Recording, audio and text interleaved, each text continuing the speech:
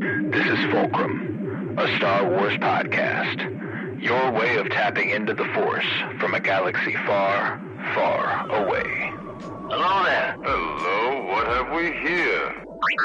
Here's where the fun begins. Count me in.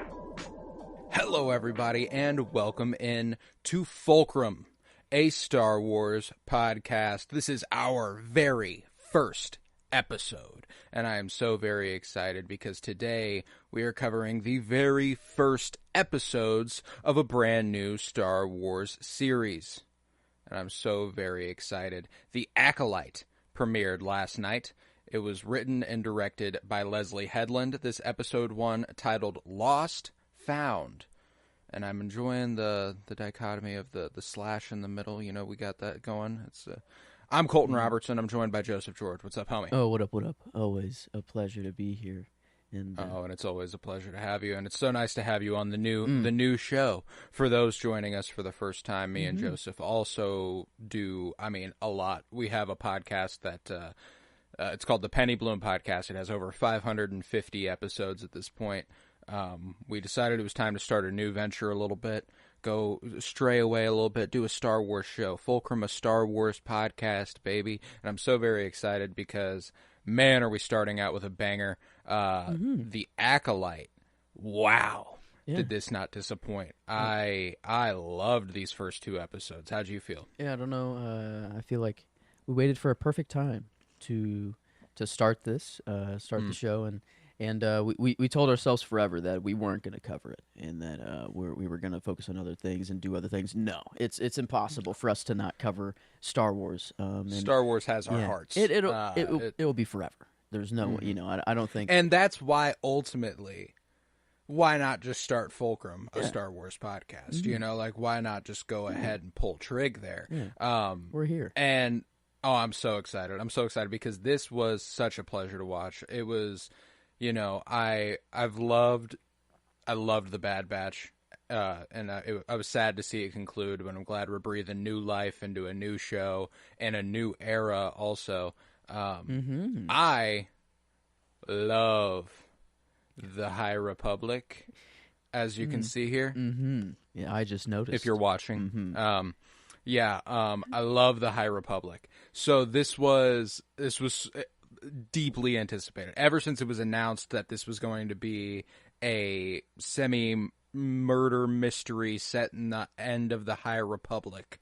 I was like, okay, this is the show I want to fucking watch. So it's nice that we're finally here. This is your first interaction with the High Republic. How are you feeling about the general era, the way it feels compared to what we know Star Wars to be? It's kind of like the 80s or like the 70s in real life. It's like an era that I wish I could have lived through, but I just quite was born a little bit too late. And because, man, the look, the Jedi seem that they are so much more heightened, and just like a Jedi walks in the room and everyone is just like, I don't know. I feel like that's a thing in the OT and PT and stuff, but like, it's just they seem much more like a force, and they're official. The yellow knights cloaks and just, I don't know, the looks of them. It feels clean. It feels, I guess, peaceful. I don't know. That is interesting. Is that this is a large time of peace compared to what I know. I'm very used to the galaxy being at war. It's Star Wars. That's every single period we've gotten like a full blown fucking war. And I really, really appreciate this era, and it is cool to put it in contrast with the books, which take place a good 100 years to 200 years prior to this, even.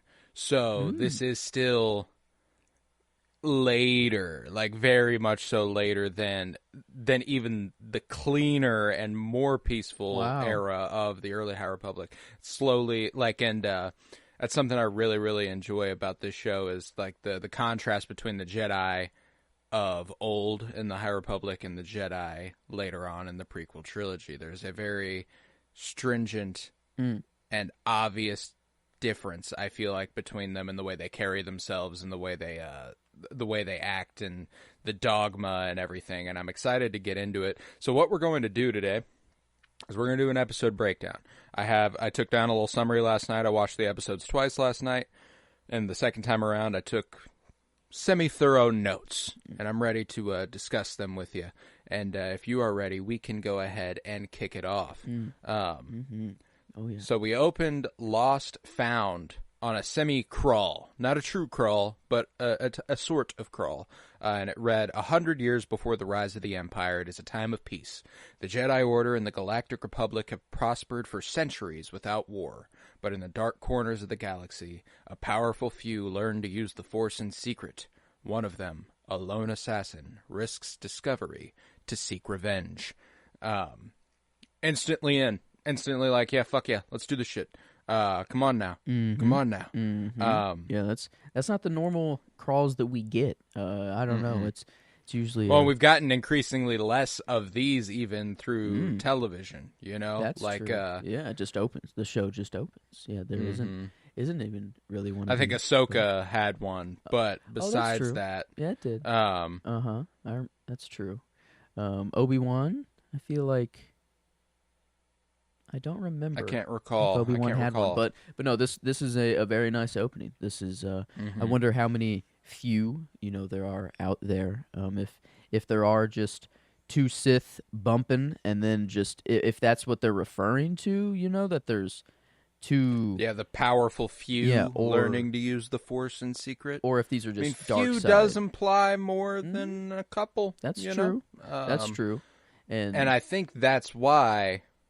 My theory that May is not the apprentice in that there can only be two, but the apprentice's apprentice. Yes. I think that's sound. I think that makes sense. Okay. And the mysterious master is still lurking in the shadows. That's what I like to think. And I'm excited to do a little speculating on, if the guy that we're seeing in the mask is anybody that we're also seeing in the show. I have a couple ideas there, but we do fade down from that semi-crawl to Ueda, new planet, where May arrives and is greeted by an absolute little freak. Loved this little guy with the red eyes and the black body and the black suit and everything.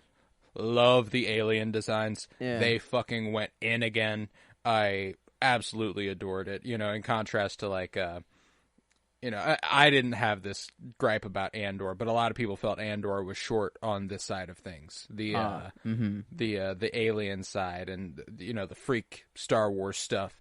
This fucking nailed that, and it instantly reminded me of a perfect blend of the original trilogy and the prequels, where I feel like we've got some practical stuff going on, we've got some digital effects stuff going on, and it's very cool. And I love this little guy. Instantly, I was like, fuck yeah, baby, let's go. And we're on a beautiful planet, beautiful imagery, adored it. But she makes her way to a tavern in search of Master Indara, where she challenges her to a fight. She asks her to attack her with all her strength, and then strikes a pose, at which everybody's like, okay, that's fucking funny. No matter who you are, that's funny. And she claims they have unfinished business and that she must use all her power. And in the process, she takes out a few goons in the tavern before Indara finally meets her in combat. The battle is tense, but May doesn't stand a chance, not until she puts the life of a civilian at risk, and Indara must try to save him. And before she can save herself, she is hit with a throwing dagger in the chest and dies. I wish I could say I was surprised that Carrie-Anne Moss was the one they decided to kill, but all the promotional material featuring Carrie-Anne Moss was this scene and nothing else. That's true. Yeah, and then it did happen off rip at the very beginning of the show. And I'm like, well, at least if I've seen something, at least it is the very beginning and I'm not getting anything a little further on. That's true. This was the preview for the Phantom Menace screenings earlier this year. A little, and some parts were taken out a little bit. Like I feel like there were a little dialogue was they cut through the dialogue. They were just like, Master Indara, let's do this thing, and then they just fucking went at it. Like that was kind of it. But yeah, it was a little disappointing to see her go a little early. But the fight was really, really cool, and the end of it, how a Jedi would be beaten. Yes, you yes. know, I love it. I love it. Yeah, it was perfect. It reminded me of the of Reva walking through the bar and Obi-Wan being like, a Jedi's, their weakness is yeah. to help you guys, or their need to help, and so I don't know, really really cool opening. That's for sure. It was a I loved scene it, and I mean like potential. the smooth fucking fight that they had there. I love. Yeah, we got a little bit of the Matrix. Don't fuck with me like that. I love the reaching for the saber and continuously missing, which doesn't only happen in this episode, and makes me think that May is trying to get a saber to bleed a crystal. Yeah, but it seems that it can only be done in combat, because after you have to claim. Yeah, like you have to take it off of them while they're alive, almost, because Indara's dead. She's laying on the ground, and the saber's there. Like the camera focuses on it, and like she's walking away, and she kind of, I feel like I think she stops, and she kind of maybe she thinks about it, of like taking it, but then maybe the rules with her master or whatever, whatever fighting rules they got, I guess you gotta fight without a weapon, challenge, fight me with all of your strength, it's like we have unfinished business. Yeah. Attack me with all your strength. Yeah, but Carrie-Anne Moss was so good with so little here. She barely says anything, and that moment whenever the barkeep downstairs rattles and makes noise, and they like both look down at him, and then she like looks up at May and goes like, no, don't play that way. Don't. We're fighting right now. Don't fuck with them, because if you do, you're gonna kill me. And that's that. And May fight dirty. She don't play by the rules. So dang it. We watch her throw a dagger. It gets stopped right in front of the barkeep's face, and we hear a dagger go into Master Indara's chest. Man, it was sad, but I did love the instant familiarity also when she pulls down her mask and is like, what are you doing here? She pushes aside her hair. She sees the swirl on her forehead. I'm intensely intrigued by the history of May, the different paths she's walked compared to Osha, and what might have happened there. Because what I want to know is, does Indara think this is Osha? Oh. Or does Indara know it's not? Like, because obviously everyone kind of spots her and is like, there's nobody who knows both of them, I feel like. Like, it feels like May has kind of been working in the shadows. It's just kind of, but I would be interested if, of all people who could instantly clock May, went for if Master first. Indara had the ability. May goes for her. I don't know if that is important, or if that is like, I need to kill you first, or if it's just I found you. She's just going to whoever she knows where they are, because I guess later on, whenever she learns where another one is, it's like, okay, well, now that's where I'm going. Kind of my plan. So maybe it is just kind of a as it comes sort of thing, but yeah, the history between these four Jedi and May and Osha is very important. Whatever happened that night, or whatever. I have a feeling it's going to be disturbing whenever we get that full flashback, and just kind of a good indicator of why the Jedi fall from the heights they're at, kind of all in one act. Ooh. What if it's just a recruitment? I don't know. It seemed that they were saving them from something, though. But I was trying to think of if one of them was force sensitive, or selected that they were going to go to the Jedi Temple and become a Jedi, and then they went there and they were twins, and they just I don't know, thought that this was the kid, but it wasn't, and they're like, "Oh, a lot of darkness is coming from you, from May." I don't know, and something in May. I don't. But that really doesn't work. I'm excited. I do think we're going to, and actually, I know for a fact we're eventually going to get a flashback to that night. That is something that will happen, as Guess it's featured a little bit in the trailer. I gotta them check out the looking a trailer little again. younger, and it's Master Indara, Master Torben as a Padawan, Master Soul, and Kel Naka all in one shot. They'll have different haircuts. And they like yeah. Okay, So I'm like, I think we okay. are literally going to get a flashback of exactly what happened eventually, which I'm very excited. But in the meantime, I will be speculating to no end. But yeah, that's the opening. They hit us with a title card, and I absolutely loved the way that Master Indara refused to pull out her saber until the last second. You know. And sick when she did it too, just to just that was burn those that was the blades. end of the preview in the Acolyte. I don't know if or in the Phantom Menace screenings. I don't know if you remember where they were like woo woo woo, and then they cut and they were like the Acolyte coming June 4. You know, and dude, I fucking loved it, and I think it's a really good indicator of what makes the Jedi different from then to now. You know, like or now I say the prequels. You know, when it comes to the Phantom Menace,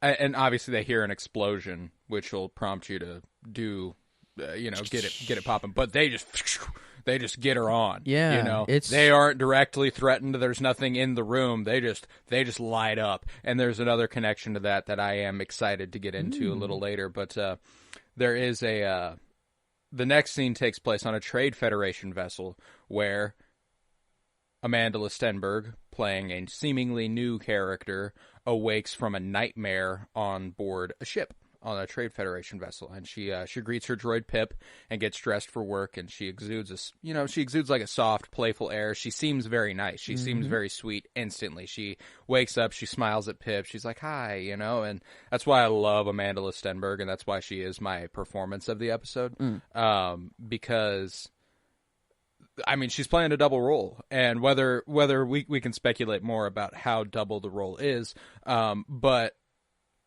It's two different characters, regardless. two very different characters, two very different personalities, and she is doing extremely well in both. And I love that she was like instantly lovable when she came on screen here, just by kind of aura, and also Pip. Hard to not love Pip. Dude. Um, New goated little combo here, or new dude. droid. Yeah, new goated Dude. droid in the game. Love them. But she gets ready for work, and she's greeted by a gentleman named Philip, who dubs her Osha. And he teases her about a trip the crew took the night before to Nar Shaddaa that she notably took no part in. She says, quote, "What I do with my days off is my business." Which is, you know, they were still playing with the idea that this could be the same person at the time.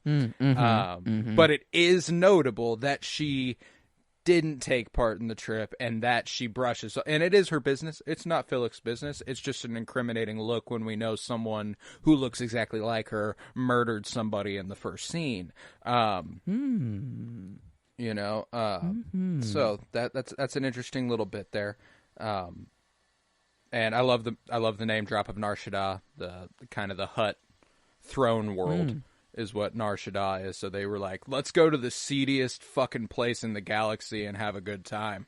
Wow. Yeah, I wonder. But I wonder how much of the show is going to be literal, like what they're showing us is the truth, or like what they're showing the audience is like a vision of some sort. Is not reality. Yeah, and then whenever we come back, I don't know if something changes that we'll see things in a different light somehow, or if what we're seeing we're truly supposed to accept as face value, because that is interesting that at first we don't, you know, Osha, you hear the name Osha or whatever, I guess, so it's like that, but you don't know even May's name yet, so I guess like you truly think that they are the same person. Yeah, right they now. haven't name dropped May. Yeah, so I knew, like, that's what's funny is that she's been promoted as May. That's been the name in the promotional material. So whenever she came on screen, it was like Osha. It automatically also gives you a sense of, like, at least for me, distrust. Like, is she lying about her name, about her identity? Is that why, you know, like, and she's working this dangerous job. I love that the dangerous job working on the outside of the hull of a ship is named OSHA. It's that's great. That's her. That's just the that's name. her name. Okay. But in real life, OSHA is the organization that like makes the rules for like forklift work and everything like that. Like, are you OSHA certified? So I thought that was funny. The safety. The safety. exactly. I don't know at work, making sure everyone's good. Yeah, no, but yeah, we see some Neimoidians in the meantime. Another nice little prequel connection, and a Gonk droid making his way through the halls. Loved that. And then they step out onto the outside of the hull in spacesuits, prepared to fix the shield generator of the Trade Federation ship. And we see Pip here used as a welding torch and a fire hydrant. And at the side of the fire, OSHA remembers the horrors. You know, she sees it. You hear, May, no, Mom, no. You know, like two circles is kind of two circles and fire. I feel like it might have just been the fire alone that got her to go, but I feel like the camera was focusing on like it looked like two people kind of like hunkering down. I don't know, is kind of what it felt like. And then I feel like her vision kind of blurred in between the memory and that a little bit. Yeah. So, and I think they're doing a lot to play with duality. Obviously, I mean the titles are literally Lost, Found, Revenge, Justice. I'm assuming eventually Jedi, Sith. You know, stuff like that.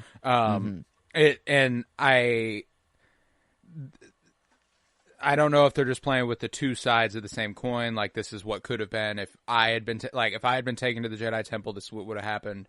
I'm the one who got left behind, so this is what happened. You know, like and I don't. I'm interested to see, because my favorite line of the episode, which comes up later, feels very important in this realm, and I'm excited to talk about it. But that's not for a while. But just as she puts out the fire, a Jedi Vector arrives. Super cool ships. I love Jedi Vectors. So happy to see them in live action. I've heard them mentioned for a couple years now, and I'm so happy to actually see one.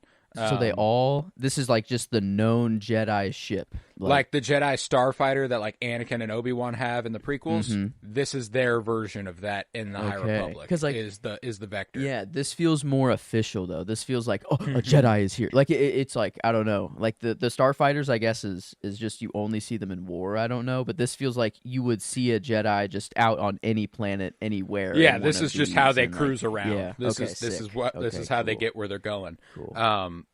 Yeah, and within the Vector are Yord Fandar and his Padawan Tassiloa, and they are here to find a former Jedi named Osha Anisea. And the Neimoidian delegate says he doesn't know anyone by that name, and they don't employ humans. And after a vague threat of a Jedi mind tricked, one of the Lady Neimoidian confesses that they do have neck mix and gives the location of Osha. And Yord taunts, thank you for your cooperation. Yeah, a little. I guess the threat of a Jedi mind trick alone. I mean, that the fear of that was kind of crazy. Like that, I've never had that before. They've always just done it, or like, whoever just could do a Jedi mind trick, they just kind of did it, and it wasn't ever. Well, it's really important that we're in an era where the Jedi are the least shrouded in mystery they've ever been. Like people know Jedi. There are temples on almost every world in the galaxy. Like they or not every world, but in every system they have a temple, and everyone knows the Jedi in the Republic. So it's not exactly unfamiliar to know what they're capable of at this time. I see. Whereas I think these are not the droids you are looking for. The Jedi have been eradicated for 20 years. Nobody's seen them in a really long time. That is something that is a little. Less expecting. And I loved that. And I think that Yord represents a really interesting evolution in the Jedi. He is the most similar to prequel Jedi out of anybody in this show. He's dogmatic. He everything's by the order. Everything's by the lot. He's quick to pull out the saber. He's quick to rely on it. And I think that he is a really good representation of what the Jedi become, and kind of show a good contrast as to what they were when it comes to Soul later on, and the way that they operate in opposition to each other. Not opposition, but they clearly don't agree on everything, and Yord respects his station and respects that this is the higher ranking master, and therein he doesn't have a say, which I think again is pretty dogmatic and pretty observing of what the eventual prequel Jedi become. I wonder if all kind of, well, no, it doesn't seem that way, because even we see some Padawans that are not like Yord. So I was gonna say that maybe it's kind of like a progression that every Jedi kind of sees, is that they're very dogmatic at first. They get their knight, they get all their official and certificate, I don't know, everything right first, and then they're allowed to have their personality once they get all the check boxes and everything. But no, there's Yord just kind of seems to be a little more by the book than others. He's I like him though. I like him a lot, he's and chill. I like the performer. Yeah, he's cool. And that's chill. I'm a certified member of the Yord Horde, as it has been dubbed. Yord Horde. Ooh, that's cool. Okay, That's I like the Yord Horde. We're in. Okay. But returning to her bunk, Osha finds Yord, and they're clearly familiar. They were Padawans together, presumably, and Yord has just passed his trials 2 years prior. They're very happy to see each other, and it's really cute because Yord is trying really hard to be stoic and professional, but she slaps him on the arm, and he does a little smile, and he's like, "I never thought I'd see you again. This is really cool." He can't help but let his little Padawan geek out a little bit, and when she reaches for her pocket for Pip, he quickly palms his lightsaber. And she's like, Okay. The fuck, dude? What's going on here? Yeah, a little weird, but it's just then that his Padawan Tassi walks in and reads the charges and questions her. They dig into her history, where it is revealed she joined the Order late, becoming a member at 8 years old, and her age and the fact that she was in mourning were major concerns over whether or not she would be admitted into the Order. She lost her mothers, her sister, and her village. She is then accused of the murder of Jedi Master Indara, and the reason being that she fits the description, which was, there's a lot of stuff that they're really making the Jedi cops. It was not a good look. Really hard. Not the best look here. The specific verbiage of being like, you fit the description. Talking helps. To a black woman, it's like, ooh. It helps that they're twins, here. Yes, no, it literal definitely twins, does. It definitely does. But the optics don't really look the best. No, it's definitely, I think that's purposeful. I don't think it's supposed to be like, oh, come on now, how'd you let that slip? No, I think I think they know exactly what they're doing, And I think, because, later, in the second episode, whenever they corner May, and Jackie's in the fucking ship, and she's like, "This is by the order of the Galactic Senate of the Republic. You are under arrest." They've got her in a fucking spotlight. They've got her That's true. Yeah, they're evoking police imagery for sure. And I thought that was really interesting. But the reason being that she fits the description, and when she questions why she would do that, Yord tells her that Indara was a major proponent for the idea that she discontinue her training. And Osha protests that leaving was the hardest thing she ever did, and it was entirely her choice. And meanwhile, Tassi fetches the barkeep, who witnesses the altercation and confirms that it was her. She is placed under arrest and handed over to a prison transport. And I really, really enjoyed this scene. I thought it was really strong. I loved the chemistry that I believe it's Charlie Barnett and Amanda Stenberg immediately had. They have a deep familiarity that I think. It's interesting because I feel like Yord's dedication to the Jedi Order eventually makes you kind of forget that they're familiar. He ends up being like, I think it's dangerous to keep her and it's weird, but I think that's important. It's showing that how dogmatic he is within the Jedi. He doesn't trust his feelings. He trusts his logic, and that's important as a Jedi to a point. But Soul is the perfect representation of how you can't just rely on logic. There must be some emotion that gives you a reference for judgment. And that's why I think all Jedi, aside from Qui-Gon, become like Yord, Wow. Qui-Gon is more Qui-Gon's like the only High one Republic that's Jedi, Yeah, he's the only one that kind of reflects the old ways, and Yoda. The dude is alive currently, in bumping, so that kind of unfair. To But say I would him, say that Yoda, but even I would say at that Yoda, time- he either evolved to that point or I Mhm. like. Because he's dogmatic as shit too, like it's not just he's not immune to that, and I think that there is an interesting idea that maybe as the Jedi Order changes, it's reflected in him a bit, since he's been around for so long. Is the Jedi Order? Yeah, like at that point. whatever the Jedi Order is what he is, and I think that's pretty cool. But yeah, she's placed under arrest and handed over to a prison transport. And then we cut to Coruscant, where at the Jedi Temple, Master Soul teaches a class of younglings to connect with the Force. They meditate and report what they see. Balance, life, and fire, all consuming. And he assures her and everyone in the class that the Force is an overwhelming power, one they must always respect.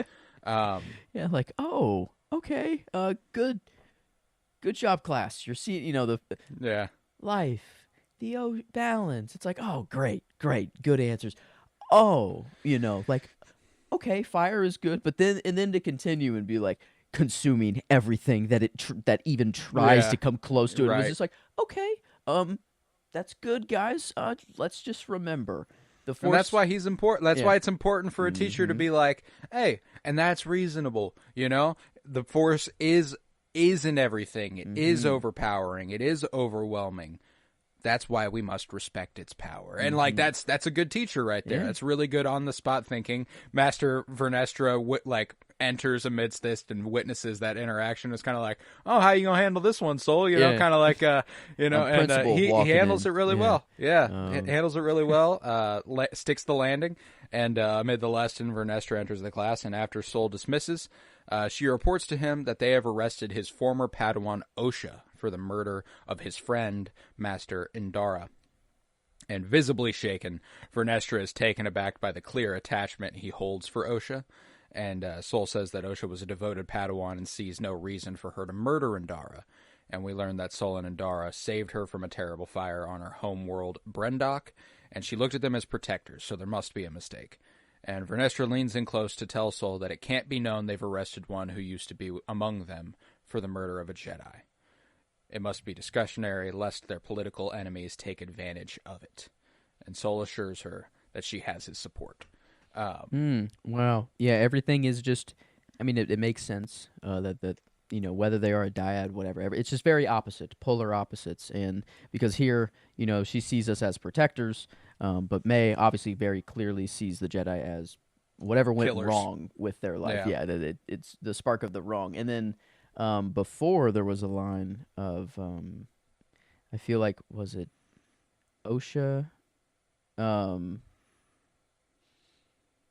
don't know. I lost my train of thought a little bit there. But all good. There was one other kind of, it was more of a question, something that Osha said that is interesting to think of the opposite way.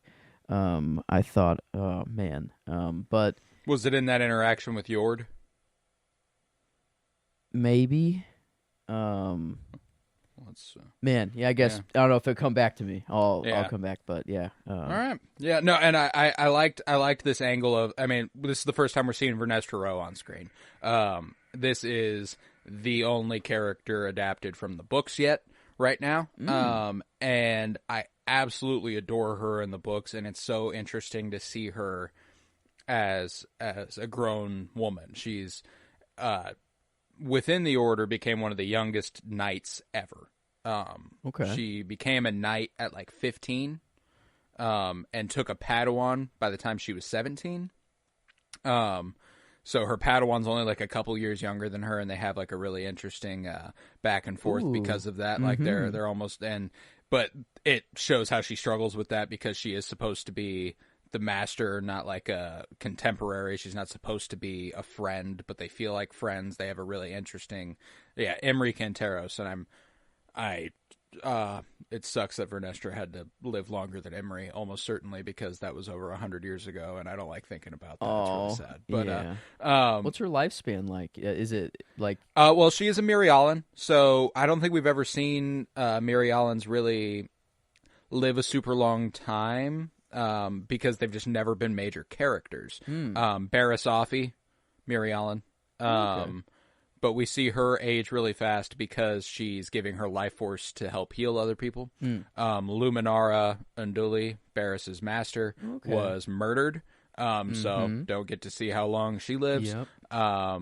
There's other High Republic Mary Allens like General Weiss, who is pretty fucking old. She's been around the block. She's been around a really long time. So, like, I think there's a precedent for how long Vernestra can live.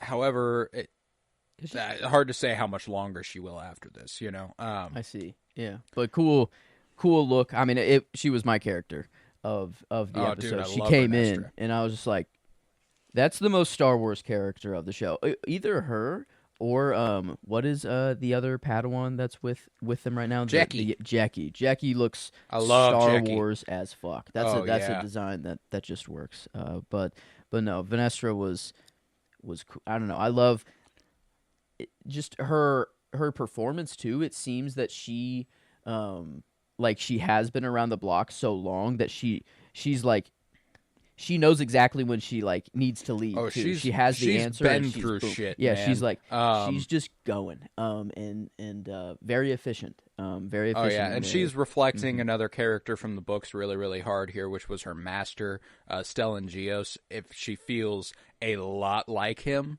which is really, really cool. I am curious if Leslie Headland did any of this intentionally, or if she was just trying to give her like a wise and devoted Jedi Master thing, because that's what Stellan was. Stellan was he is the Jedi's Jedi. Everyone looks at him. That is a Jedi. You know, like that is what a Jedi's supposed to be. And he lived by the order, and it's kind of the conflict for him is whether he has ever found himself outside of the Jedi. That's the one thing he just is a Jedi, and he's never thought of himself as an individual. And whenever he has to so Vernestra has had a chance to kind of grow. I mean, a lot longer than Stellan ever gets the chance to, as he's a human, you know. And I think that there's a really, really cool ideas to see her kind of carry on the legacy that he put on, because I absolutely adore it, and I love her, so I'm excited to see more of her in the show, and I'm glad she wasn't just a pop in, pop out, and that she's been in both episodes in a relatively important capacity. Yeah, they seem to go to her for answers, or for, like, she is the one that is giving them the okay, at least. Yeah, she's clearly on the council, which is very cool. Because, I mean, like, I hadn't... last I saw her, I'm pretty sure she was still a knight, you know, like it's like in the books. I can't remember if she's officially granted master or anything yet. I don't think she is. So that's really cool. Like she has ascended these ranks. But after that, we're back on the prison transport where Osha sits in her cell and spots a man with a sedating parasite on his face. Other inmates tell her they're planning a breakout and quickly execute. They use their little Lobot friend, who looks fucking nuts, to hack the droids and pull the ship out of hyperspace in the midst of an asteroid field. And they hop in an escape pod and dip, leaving Osha to her own devices, and she tries to get her hands on Pip, attempting to connect with the Force and failing, but ultimately eventually does get her hands on Pip, and when she does, she frees herself. And then she can't help but save the violent criminal who is sedated, because she's such a good person. Clearly, why would she leave this guy behind? She feels the obligation. She's been in the Jedi Order. She knows what she has to do, so she tries. But he betrays her, goes nuts, goes into the escape pod and dips, leaving her behind. She's forced to strap herself in, and as the ship makes a crash landing. I don't know if I really very cool sequence. I don't know if I blame this prisoner too much, the parasite prisoner, because who knows what this is. I'd really like to know what this does to your brain, or like what. And the way it moves. Yeah, I don't know. I feel like, I mean, like very Starro vibes. You remember that in the Suicide Squad? Those things, like, no, I don't. That it probably sucks though. You know, they say he's having a good time. Like, oh no, he's having a great time. But I feel like you wake up, you freak out. You just go. I feel like that dude wasn't thinking. The dude was just instinct.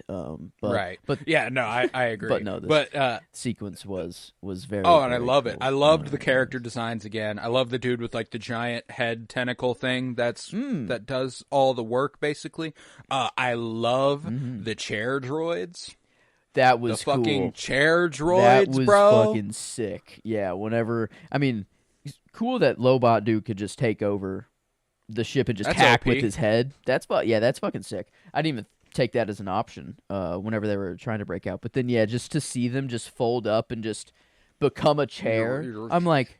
Well, and it's cool because, like, that means that real people could pilot the ship sitting in, and then they're like, all right, buddy, autopilot. boop, you take over. Boom. You know, like... There is a pilot that takes over. That's fucking... That's pep. That's cool. That is so cool. I love it. And that's one thing that this show did not disappoint on and instantly fucking nailed was production design. Kind of this aesthetic that precedes the prequels even, and the prequels were known for their grandiosity and just the like the big imagery, and I love the interiors in this show. I love the visuals. It's absolutely gorgeous. It reminds me a lot of House of the Dragon in its intricacy of production design. It reminded me a lot of just like at any given castle, like when we're at Harrenhal at the very beginning of House of the Dragon, where it's like, whoa, this is cool. We haven't really seen this before, but it's familiar because it's still Game of Thrones, and I feel like that's what this show is doing really well. And again, prequel about 100 and some change years before, so I think that's just kind of what the prequel format gives them a chance to do. But yep, back at Coruscant. Padawan Jackie greets Master Soul to tell him that Vernestra wishes to see him at the detention level, and he had been looking at a hollow of his old Padawan when she walks in, and she questions why he does this. She says it encourages sentimentality and nostalgia, both emotions that can lead down a dark path, and Soul insists that their memories are lessons, saying, if we don't meditate on the past, and Jackie finishes, we are doomed to repeat it. Which is...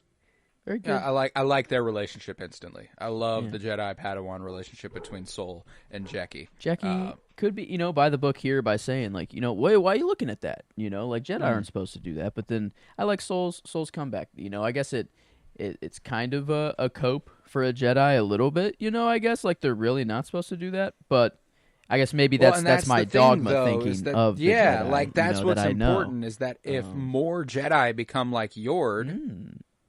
We have less Jedi like Soul teaching Padawans that it's okay to feel, just don't give in, I see. Jackie is brought up dogmatically. That's the basic teachings go, here's the rules, here's what goes on, here's what you have to do. And then when you get a master, they get to teach you those intricacies. They get to teach you exactly how things work in the real world versus just school. So that's why Jackie has that training. She has the dogmatic way of thinking, but it is her master's responsibility to kind of teach her the nuances of it instead of just being like, yeah, we do everything by the book, which is what they lose eventually. That's what makes Qui-Gon so special when it comes to the prequels.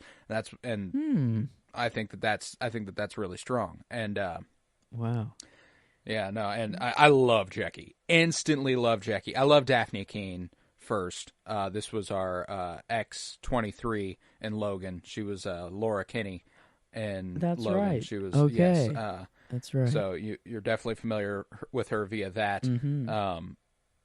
And yeah, loved that scene. Loved the introduction to Jackie. Permission to speak, my master. I love that asking, stuff. You don't have to keep doing that, Jackie. Go ahead. But down on the detention level, the violent criminal is mind tricked by Soul into confessing what happened. It is a good look for Osha, but it does not prove her innocence, and Soul requests that he go to Karlak where the ship crashed and bring Osha in himself.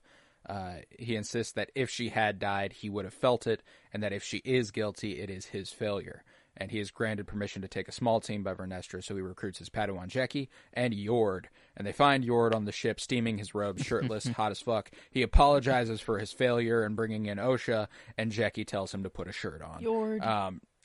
Put a shirt He's just on. Yord. Yeah. I love all these little lines that just give you a sense of familiarity. Yeah, they are connected. They are all the Republic. Yeah. I have no idea. I've met these people for the first time, and I've never read anything High Republic. So I feel like they might feel a little more familiar to you, even though you don't. A tad, yeah. There's certain Yord is a very unique character to this era. I do think he, like I've said, I think he represents a connection much more to future Jedi in the prequel era, but it makes him feel out of place here, which is really, really interesting. And I think they're doing that on purpose. Like, he is consistently the one who's not exactly fitting in. And I love the way that Soul's like, yep, I'm taking a small team, and Jackie's like, Yord. Is it Yord? Yeah. And he's what's like, wrong yeah, with what's Yord? Yeah, what? nothing. He's Why? just Yord, you know. And so I loved that whole interaction. But yeah, no, it's and again, just Vernestra's presence kind of being the steadying force here. I really, really enjoy it.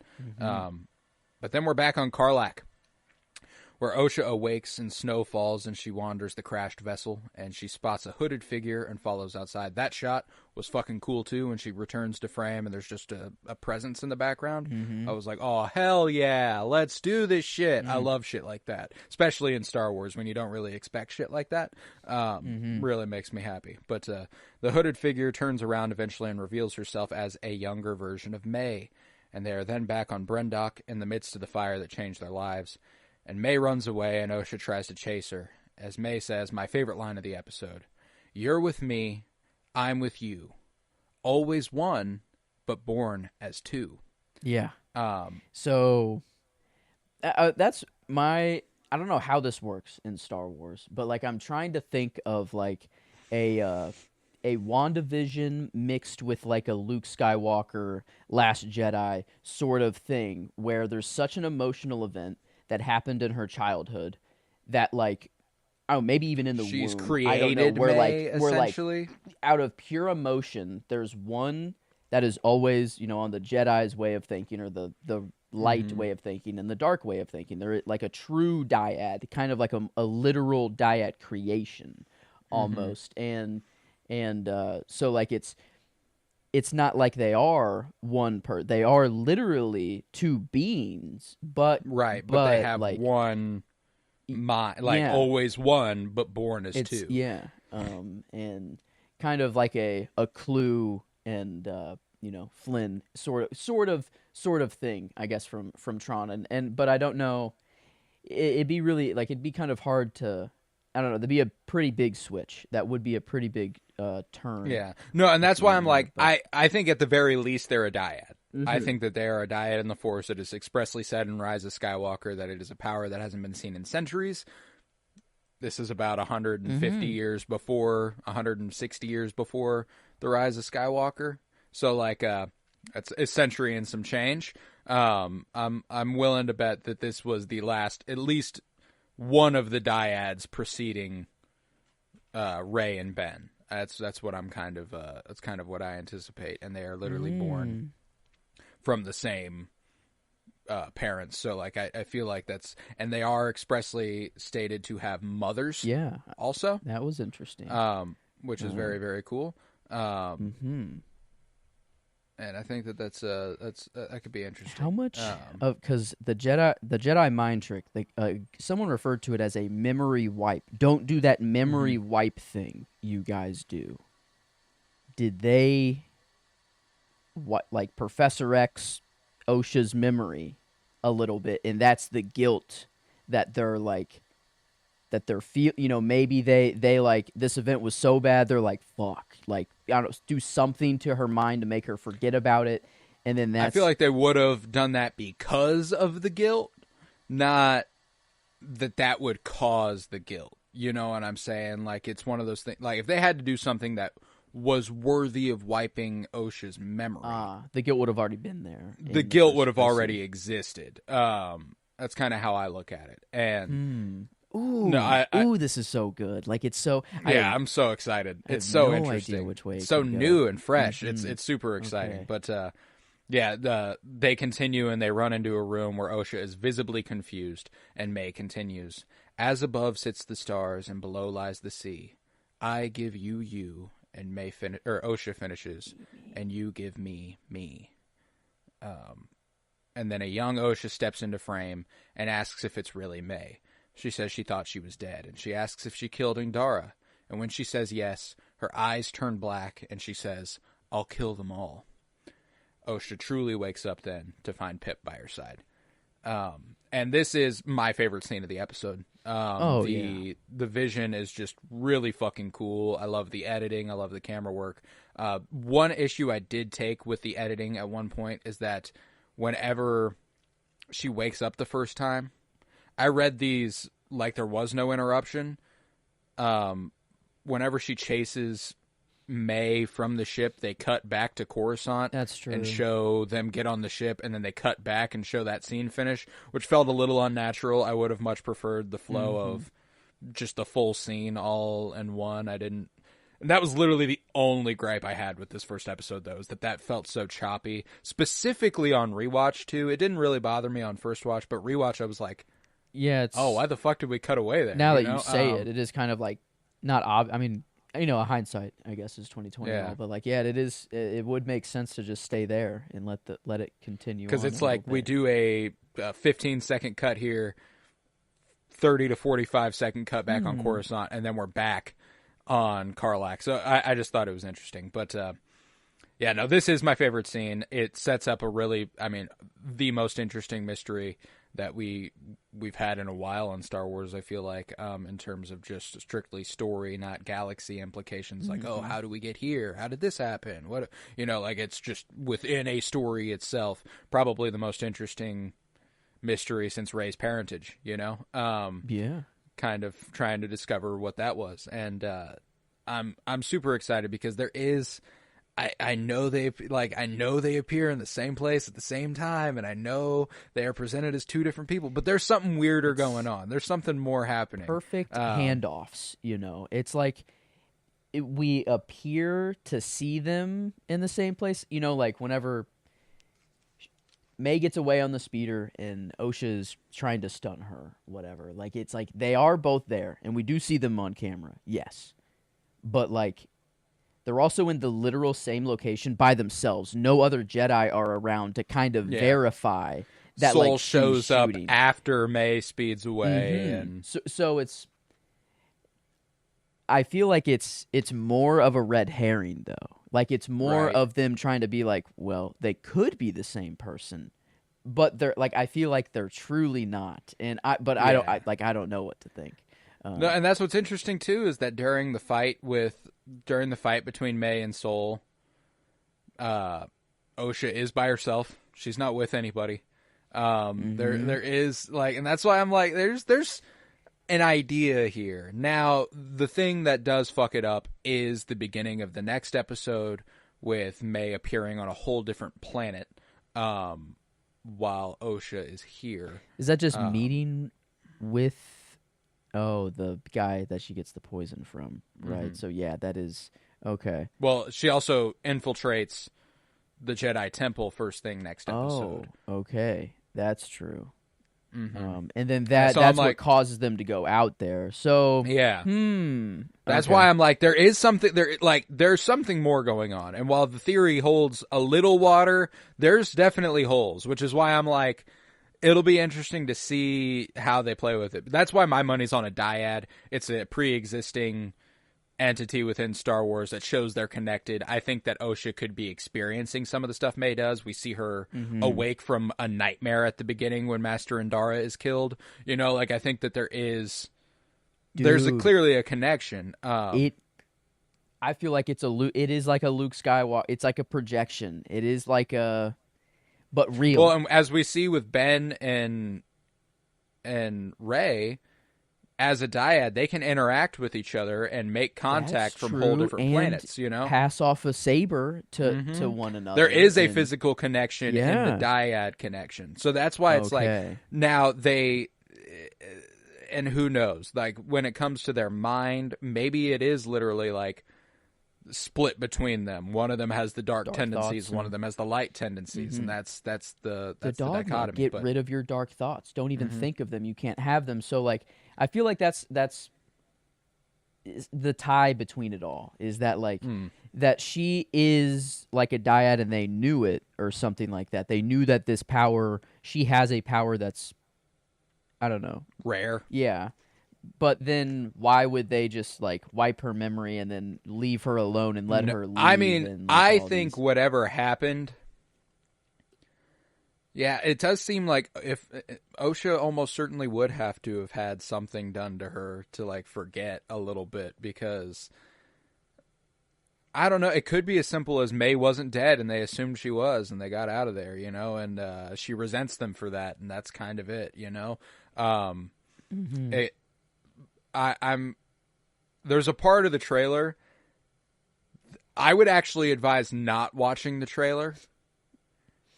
Again, a little too because spoily. there's a part of the trailer that now, within context, I think isn't spoily, but I'm refraining from telling you exactly what it kind of reveals because it is a little bit more like, there is something going on there. So, I mean, there's something dark that happened then. It's not a simple thing, and I don't know if it's a memory wipe thing. It's not an easy to write off explanation. Like something occurs on Brendock that is that's different. But in hyperspace to Karlak, Jackie requests permission to speak freely, and Soul tells her to stop that. And she questions how well he knew his Padawan. He responds, OSHA. She goes, OSHA. How well did you know OSHA? And he says that 16 years ago he was posted on her planet Brendock. He was there when her sister started a fire that killed her entire family. OSHA was the sole survivor, and he took her as a Padawan. He confirms that her sister was a twin, and at Yord and Jackie's building Curiosity, confirms he saw her die, which he does not confirm later on when he's talking to Vernestra. Okay. He says that she was presumed dead, not that he saw her die. And so instantly we've got a little bit of a... Like, I don't know what is he just trying to quell curiosity? Just trying to be like, no, don't even consider that. She's dead because I have to believe she's dead or else we're in trouble.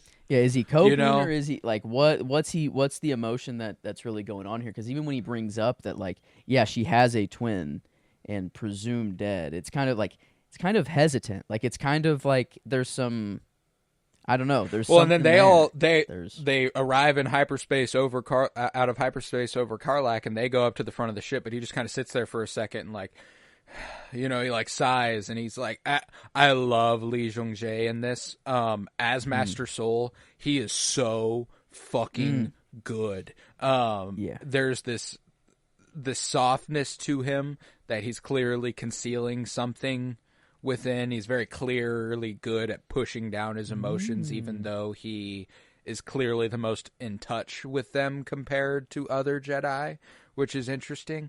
Wow, maybe it's a metaphorical like death. Maybe it's like, yeah, she had a twin and I thought she was dead. Like, I thought that we qualmed those dark side thoughts in OSHA, but it seems that they're coming back again. And she hasn't, maybe it's like this event happened and they, Soul obviously had a talk with OSHA, and she had to leave the Jedi Order, and she said it was the hardest thing that she's ever done. That was it. Leaving the Jedi Order. OSHA chose to leave the Jedi Order. Oh, yeah. May, I guess, never was in the Jedi Order. Got but like invited, it feels that that is the polar opposite. That like it feels that May is the powerful one. Well, now she's officially been trained in the dark side. Mm-hmm. So, but yeah, I wonder if it's more of like a metaphorical death of like, yeah, I thought we qualmed or we got rid of those dark thoughts, but now that they're back again, the dyad is alive again, or I don't know. Yeah. Maybe the dyad can go in and out, and it doesn't always. Yeah, I mean, like Ben and Rey never connected until they came into contact with one another. But then May's been training for this whole time, or Yeah. I guess. Yeah. No, there's a lot going. Like, I'm excited. The mystery is really fascinating. It could go so many places. But down on the planet in the crashed vessel, May hears a ship approaching and tries to run away. They track her to a cliffside where OSHA begs Soul to believe her. She didn't do it. Please believe me. And when she nearly falls, Soul catches her through the Force, and we get my favorite shot of the episode where she is standing sideways, and she's like level with the screen, and you see Soul holding her up above, and it's just really fucking pretty. I love the composition there. And he pulls her up. She begs again, please believe me, I didn't do it. And he says that he does. She says it was May, please believe me. And he chooses to believe her, and he takes her with them without restraints. Super strong scene. And I appreciated the instant reassurance Soul provided on sight even, you know? Like, she saw and she was like, oh, I finally have a fucking chance. Like, please believe me. Like, oh, dude, I didn't do this shit. Yord was ready to cuff her up. You know, Yord was, you know, still. And Jackie was ready to cuff her up. That's Jackie true. was the one holding the cuffs, you know? Yeah. But again, searching through the caverns, they walk like one step in and Yord lights up the saber. Could just be because it's dark, or could just be because it's dark, but really May's been navigating without light, you know, like dude it's like he's the I think prequel he's Jedi. just prepared, you know, like he is a prequel Jedi essentially, and I loved seeing the yellow saber though. That was cool. We haven't seen one since the Rise of Skywalker on screen, and that was really, really nice. I loved that. Yeah, I mean, and he keeps it out until That's true. like when they're at the cliffside. He's still got it up, you know. Yeah, I love Soul and Osha, and I love the. It reminds me of a little Kanan Jarrus, Sabine Wren, a little bit, like sort of like that's the vibes they give me specifically in the next episode. But like if Kanan had a chance to grow a little older, sadly, spoilers for Rebels. Yeah. But Oh. yeah, no, it's super strong, but. Then we conclude the episode on a mystery planet where we get dialogue from someone referred to as the Stranger. Oh, and we do get, okay. I didn't know I wasn't looking closely at the closed captions, I guess. It's like a little parenthesis, it's a stranger, and then it shows May arriving on the planet, which looks a lot like Octu. Yeah, yeah, it does. Yes, it very much does, which is... But he says... The Jedi believe in a dream they believe everyone shares. If you attack a Jedi with a weapon, you will fail. Steel or laser are nothing to them. An Acolyte kills without a weapon. An Acolyte kills the dream. Psh! Lights up his saber. It's dope. The episode ends. I'm hype. Let's get it poppin' next episode, baby. You know, like I was fucking ready. Who are you lighting your saber for? I don't know. I don't care. I love this that the Sith just evil people are dramatic. They love the dramatic. You know, like Vader. He's one to always make it. You know, I don't know. He loves the dramatic and making things. I don't know. Just hit very hard, and this was hard. Yeah, standing up at the overlooking the ocean, overlooking the horizon, and just an ignition. Yeah, it went pretty hard, and I like that this is the true Master's apprentice, and that there is another layer going up. It feels right. Like we the cycle is always that.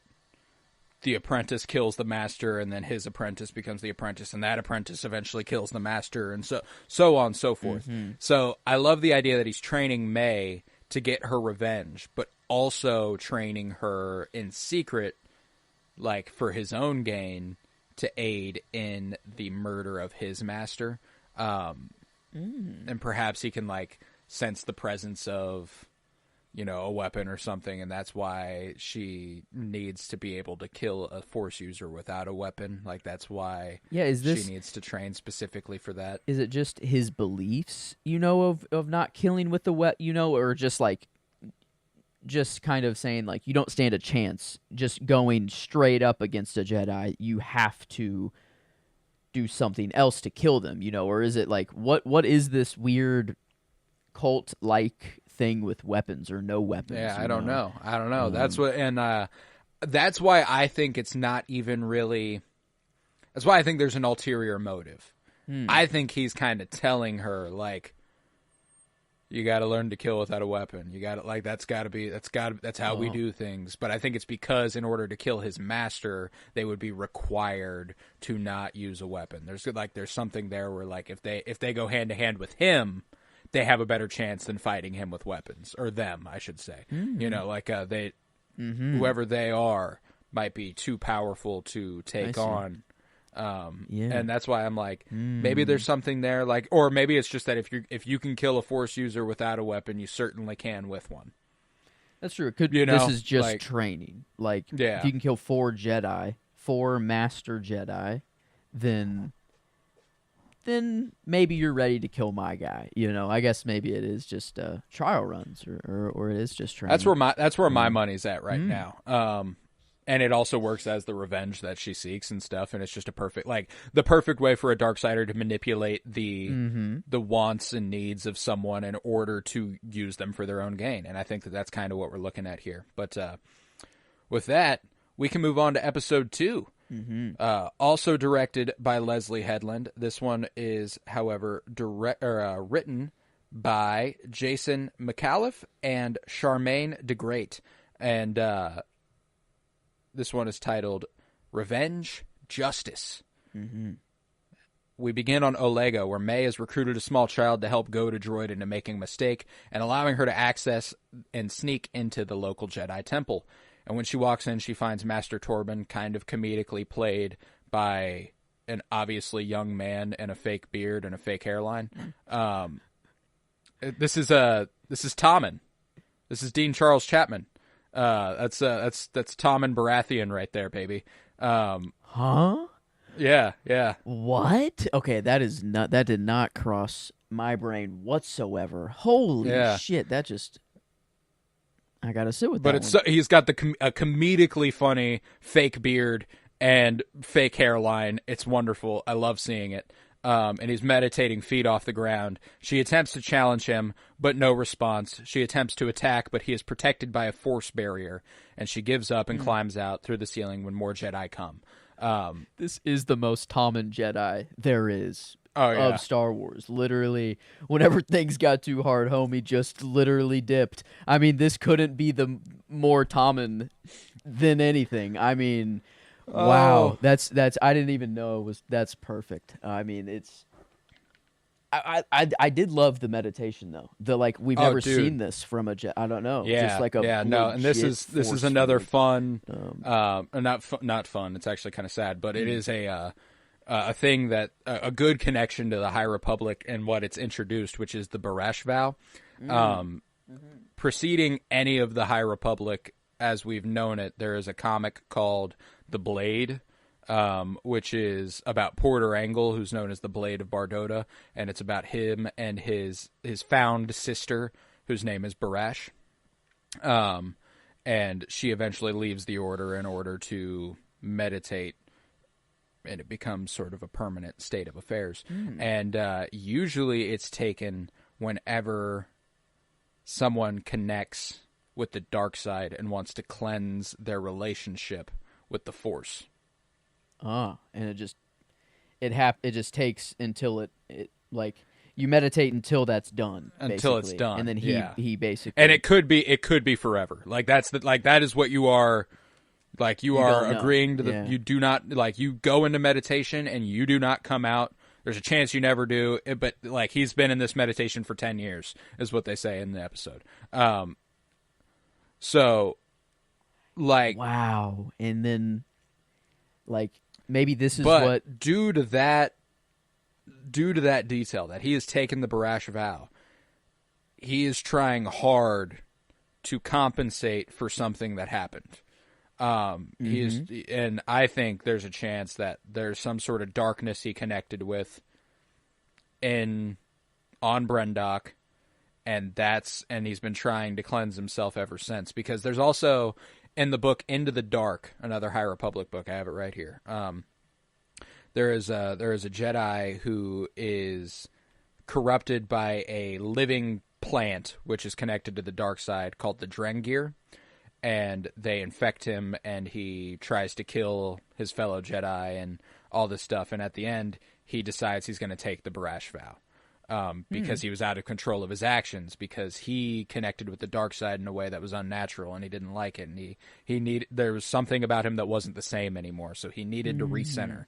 And I'm like, that's where my money's at for Master Torben right now. That something happened on Brendok, and I feel like he is the source of whatever happened on Brendok. They say there was a fire and that everyone died, and that the Jedi were the ones who saved them, got them out. But what if they're the cause of the fire? I the think that's first a distinct place, possibility. you know? Soul does say May started a fire, though. And, like, is that just the cover story that he's, like, that's existed for so long he started to believe it, you know, like that sort of thing? I don't know. I'm excited, though. It's really interesting. But on Karlak, May wakes up at peace and finds Jackie fiddling with the ship's controls. She gives her a piece of advice that works, and Jackie is grateful, immediately softened to her presence. And Osha tells her that she's a mechanic, and Inflexible. Jackie comments, yeah. What was I don't know. It was a little was it a little sexually charged there? Like it felt like it. Like it felt like I don't know, but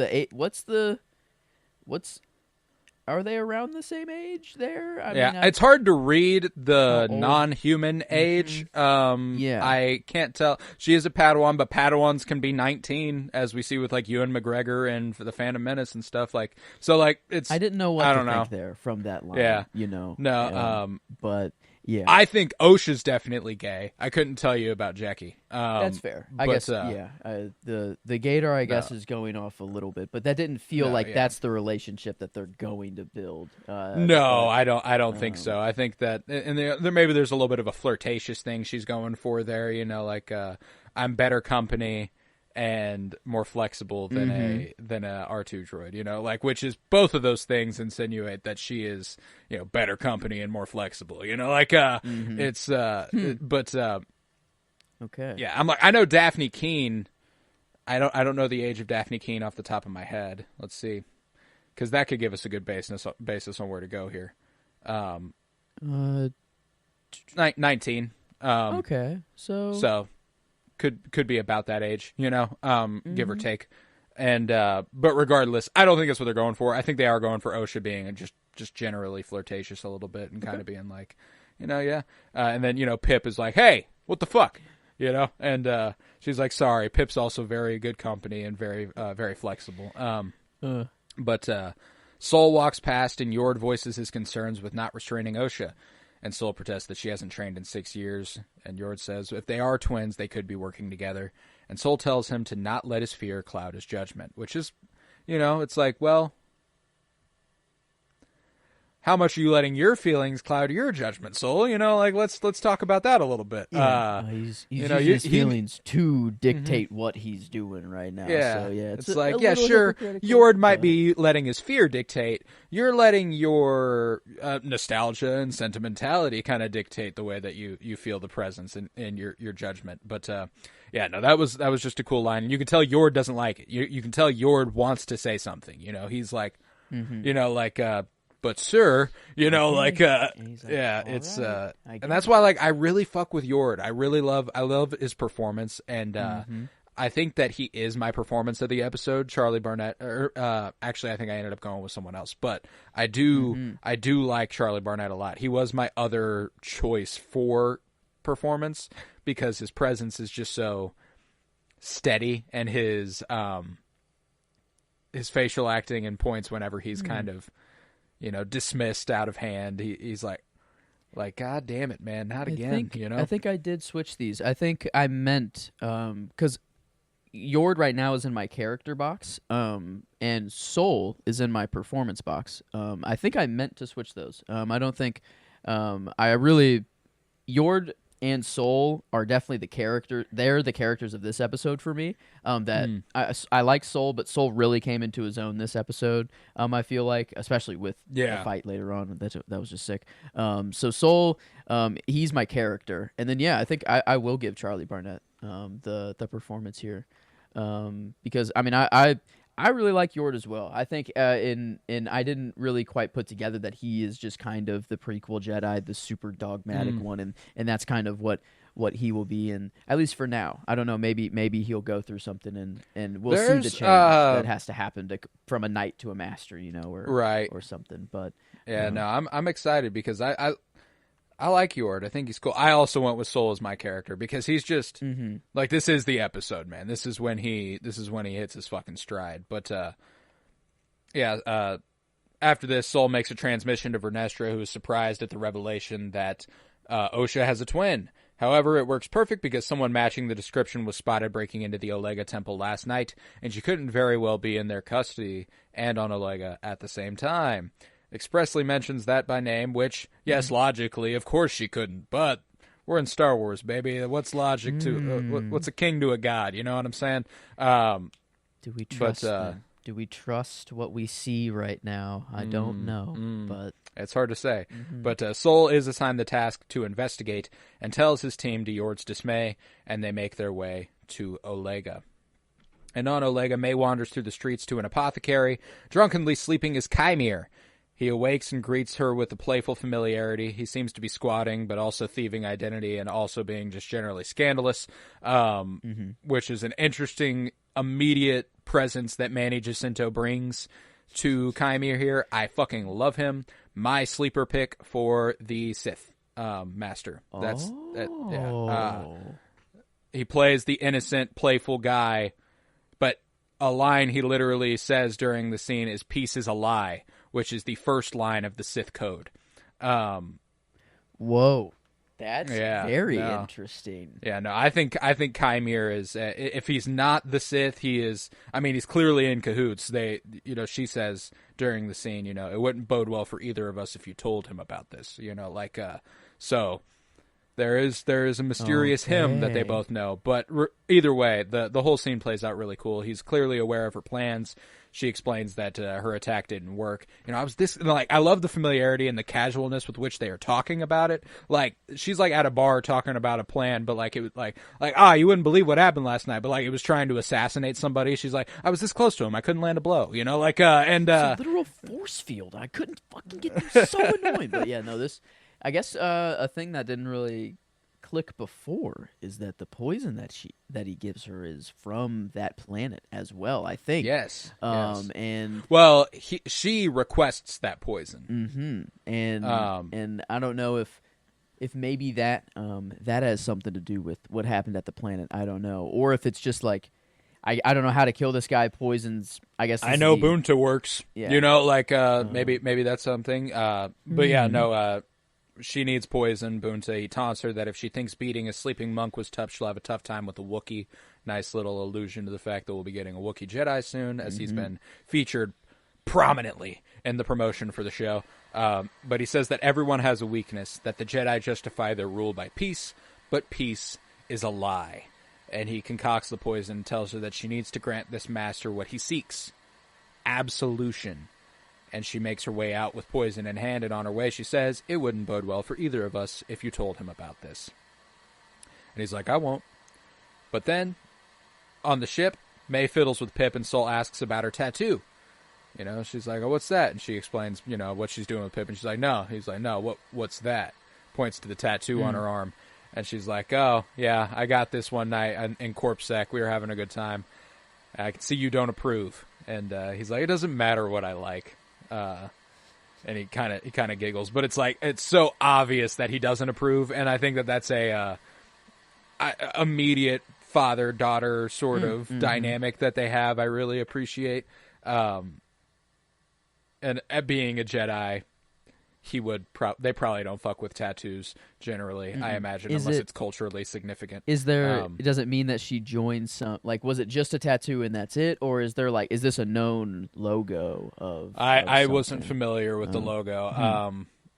It must, I mean, it doesn't have to mean anything, but it must mean something. I imagine that it does. But if the meaning was important, I imagine they would have gone over it a little bit in this. Yeah, I feel like you would have been like, really? That's the tattoo you get of all right. If that was an no, but yeah, I love the, just the like, like, it doesn't matter what I like, but he's clearly like, yeah, fuck it, man. This is my favorite scene of the episode.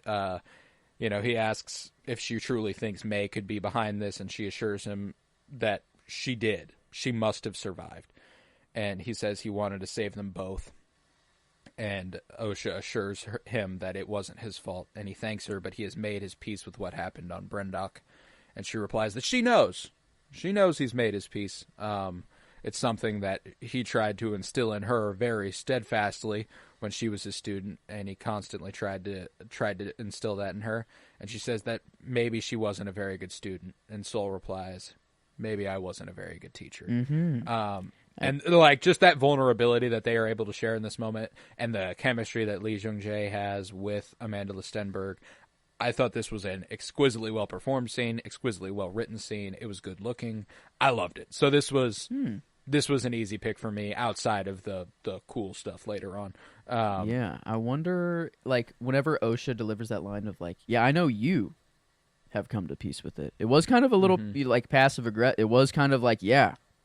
Oh, yeah, sure. like, you don't need to tell me. Yeah, like I know you have. Glad that you're good, but I left the order. Yeah, It's been 6 years. Like, I feel like she's kind of, like, she always has the right and light thought and everything, but this is kind of the only darkish.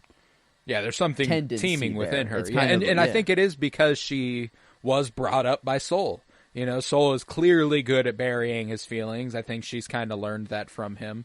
And I think that there's a degree to her where Soul is trying to still be her master.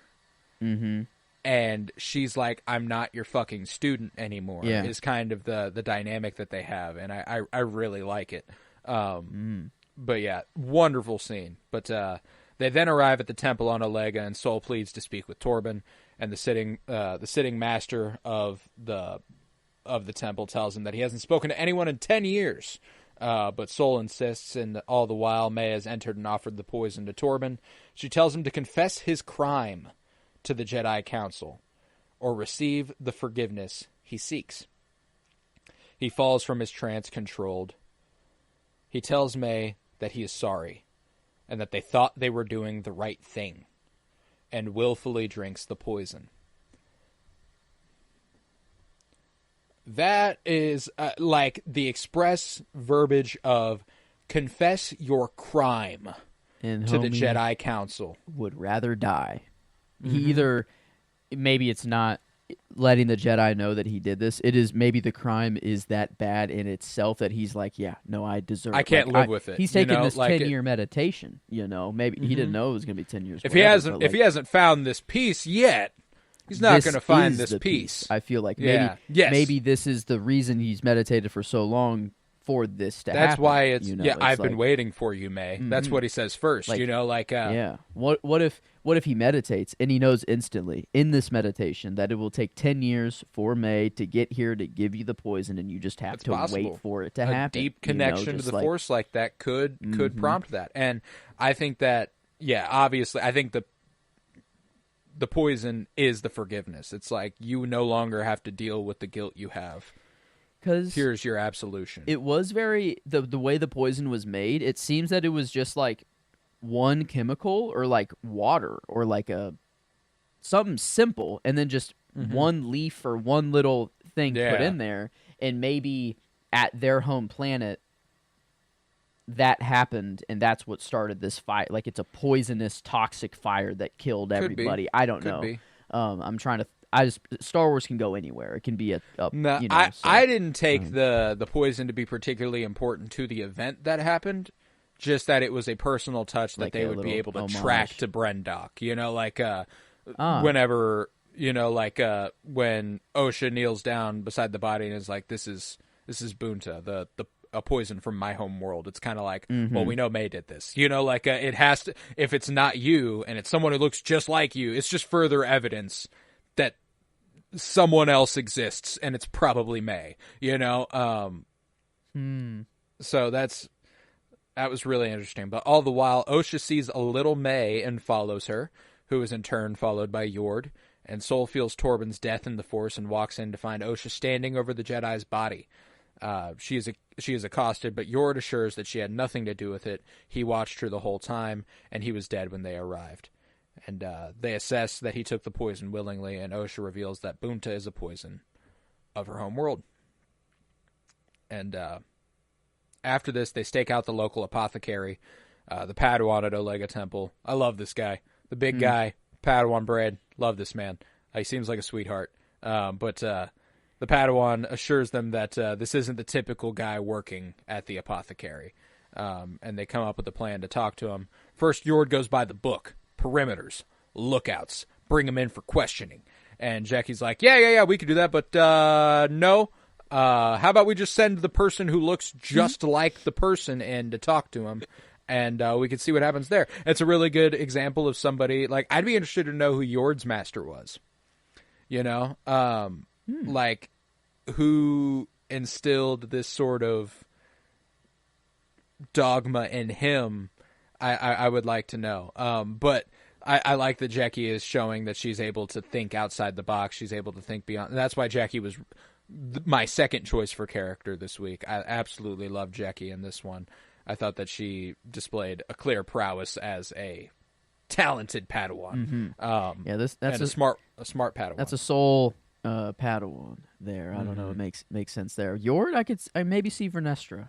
Maybe I could see it being Vernestra as a master. I guess the only other kind of Jedi we know, or I don't know. I guess Indara. I don't know how she didn't seem too dogmatic. I wonder if I don't know. Do you think there's any flashback potential? I guess yeah. I guess we'll maybe get the event that happens with I'd be Indara, interested in more if there is more flashback specifically with Carrie Ann Moss. I would love to see her in a bigger capacity. That'd be very cool. Yeah. But yeah, I'm not sure. I would love to know who trained Yord. But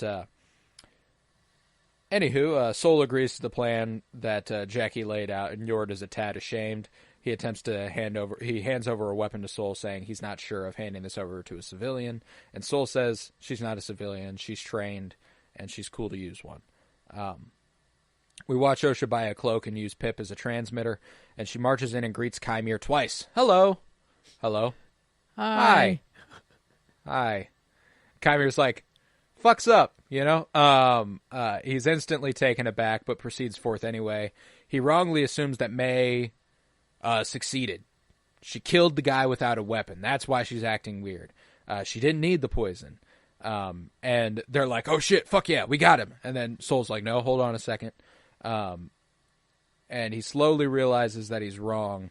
He says another wrong thing, and then she goes, and then he goes, you look exactly like her. And they're like, all right, fucking go, you know, like, get in there. We can't have that. She pulls her gun, and the Jedi infiltrate and corner him. He insists that this isn't his thing. It's hers, and he didn't know what she was going to do. And Sol motivates him a little, and Kymir asks that they just don't do the memory wipe thingy. He admits to being her supplier. He started gun running for the huts, and now he supplies people like her with the things they need. Sol questions if May has a master. Kymir insists he doesn't know. All he knows is that she wants revenge on 4 Jedi, and they can get her when she comes back tonight. And I think that there could be, if my theory holds true, that Kymir is the stranger, that there is something to the idea that the line, I supply people like her with things they need, has a double meaning. Like training and revenge, and, you know, instead of like Boonto, or, you know. I wonder how much, if the dyad is true, and how much it will come into play. If possibly he has some dyad to him too, where like he can be here, and then there is that masked up version on what seems like, what's the Octu? Octu, yeah. Like, I mean, I feel like there is a deeper layer that is going on that will change things eventually. It is a murder mystery, and there will be some twist, I guess. And it feels that it will come with the event, whatever happened to May and Osha whenever they were kids. But man, there is something weird about. Yeah, does she have a master? I don't know. Not sure. Really, you know, he's like, be really funny if it comes back and it's like, well, yeah, no, Well, and I think he's putting on a great performance. You know, like he is. He's like, whoa, whoa, whoa. Like, he's clearly... Don't do the mind wipe thing. Yeah, like, he's clearly not afraid of Jedi. You know? I don't think, like, that feels like that comes through very poignantly at the beginning of the episode. And here, he is acting like he's nothing but scared of the Jedi. Like, oh God, oh no. Like, I didn't do it. I don't know anything. You know, like, he's the bumbling fool. He's trying to play... You know, he's trying to play both sides a little bit. So I have my sights set on Kymir as the scavenger. I think that there are a few fun possibilities otherwise, but all of them kind of fall apart. I think that right now he's the only one in terms of presence that feels like it could be the case. Dyad Yord. I don't really believe in it. I'm just throwing it out there. The most opposite, like the most dogmatic Jedi. This guy seems like the most dogmatic Sith code guy there is. I'll just throw it out. Well, because like it seems like May returned to wherever he was to kind of inform him that happened. Perhaps he was like, okay, now go to Olega, you know? Mm. And if he's already there, you know, like he waits, like he leaves at the same time, goes to Olega, acts like the drunken fool, you know, like there could be, you know, there could be something there. Whoa. Whoa. Because it also doesn't feel like he's been there long, you know? Like the guy is like, that's not the guy who's usually there. What he's wearing, I took it off the guy who owns this place, you know? Like, I'm assuming he killed that guy. Yeah. Oh, yeah. Yep, and just was drinking while he was waiting. He's like, gotta do something while I wait, you know, whatever. Well, and was he? You know, is that part of the act? You know, like, is that something, like, is that just, like, that's why, like, I don't trust Chimere. I think he's the guy. I think you're right here. That's pretty good. It's pointing there. Definitely pointing in that direction. And that's why I'm like, it could be the red herring, though. Could be just something. But they set up their plan and wait, and May reemerges, and Sol confronts her at the dismay of Osha. She wanted to be there. May killed her family, destroyed her life, and Sol insists that she must let go. Look what revenge has done to her sister. And in this, we learn that May is hunting Indara, Torben, Kelnaka, and him. You know, she's like, be careful when you go fight her, because she's hunting 4 Jedi. I'm assuming it was the 4 Jedi that were there, and you were one of them. But Sol meets May in the street and battles her in combat. She throws down her knife and goes hand-to-hand for a while, and amid the fight, he grabs the rest of her blades, which is super cool. Manages to pickpocket her, which is absolutely dope. And he tells her that she has misunderstood the Jedi arts. He asks who trained her. He probes her mind and finds that she doesn't even know who is behind the mask. And he's done well to protect his secret. And he says, even after all this time, your thoughts still go to your sister. And visibly shaken, May declares that her sister is dead. And Yord confirms that he's being honest, and she is shaken. Sol is confused, but offers her his hand anyway. I like, and Lee Jung-jae does a really good job in that moment where he's like, you know, like, why do you think she's dead? You know, kind of like yeah, that's, you know, like there's a weird dichotomy there that I don't fully understand yet. Why would she think Osha's is dead? it because, and is that just a metaphorical, she's dead to me? But it appears that whenever this was a shock. Yord's like, no, she's alive. She's like this what? changes you know, everything. Like, it changes stuff. And that's why I'm like, there's something like the dyad, two halves of her completely negating the other half of her, you know, like not believing they exist anymore, but they exist at the same time. They're gonna meld. Do you feel like they're gonna meld into one eventually? Like, or is that even a possibility? I don't think it's possible. I don't think it like, and that I thoroughly believe they are two physical people. Like they are like, and that's what's really confounding is that like all the examples of force projection we've ever seen is it's just that it's projection. You can't touch them. That's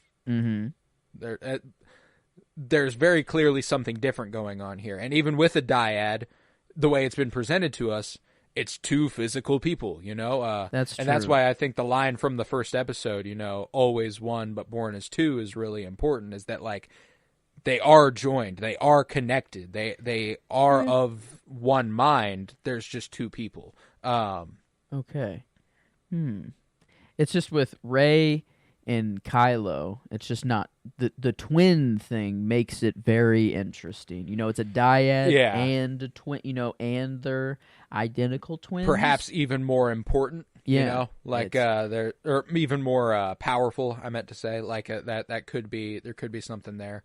And are dyads fully understood at this point in time, or are they still a mysterious power? You know, like does the High Republic, or have they always been a mysterious power? You know, like is there like no real understanding of what causes a dyad and how those work? Is it just a power that emerges and they're like, holy shit, we have a dyad on our hands? You know, we don't understand it, we don't know what it is. It just happens.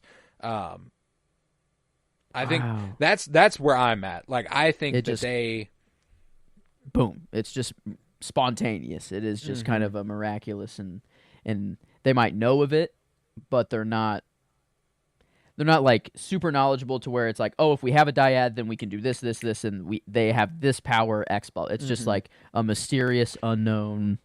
Well, and what also is interesting is that the Force communicates to Osha via young May, which is also interesting. And I don't know if that's a cause of, if that's, grief or resentment or guilt or whatever kind of manifesting itself in the Force. But she appears as young Osha during their conversation in the first time. Is there any chance that May is actually communicating with her and presenting as young May? I'm like, that's there's all sorts of possibilities. I don't know where they're going with it, but I'm super excited about it. Man, yeah, that is nuts at how many roads they can go down if they want. They've set themselves up well. Yeah, they have. But they corner May here, and she force sweeps the dirt up and disappears in a cloud of smoke. And Osha spots and chases May, coming face to face with her as she jacks a speeder. And she points her gun at her, but hesitates just long enough and misses her shot.